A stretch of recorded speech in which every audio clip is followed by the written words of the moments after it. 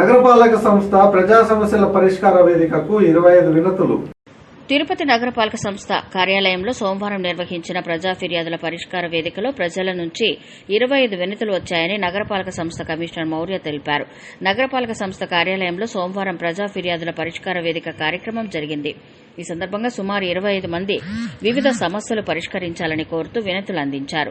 అందులో ముఖ్యంగా నగరపాలక సంస్థ ఆధ్వర్యంలో నిర్మించిన టిడ్కో ఇండ్ల వద్ద పారిశుద్ధ్య పనులు చేపట్టాలని, నెహ్రూ మున్సిపల్ గ్రౌండ్స్ నందు స్టాల్స్ ఏర్పాటు చేయడంతో పిల్లలు ఆడుకునేందుకు ఇబ్బందిగా ఉందని, ఇకపై స్టాల్స్ కు అనుమతి ఇవ్వొద్దని, టీడీఆర్ బాండ్లు ఇప్పించాలని, ఇండ్ల కోసం నగదు కట్టామని ఇండ్లు ఇవ్వలేదని, డబ్బులు తిరిగి ఇవ్వాలని, శ్రీవారి నగర్లో విద్యుత్ దీపాలు వెలగలేదని, కాలువలు, రోడ్లు శుభ్రం చేయాలని, కుమ్మరులు తయారు చేసే వస్తువులను విక్రయించేందుకు నామమాత్రపు ధరలకు గదులు కేటాయించాలని, ఇలా పలు సమస్యలు ఆమె దృష్టికి తీసుకువచ్చారు.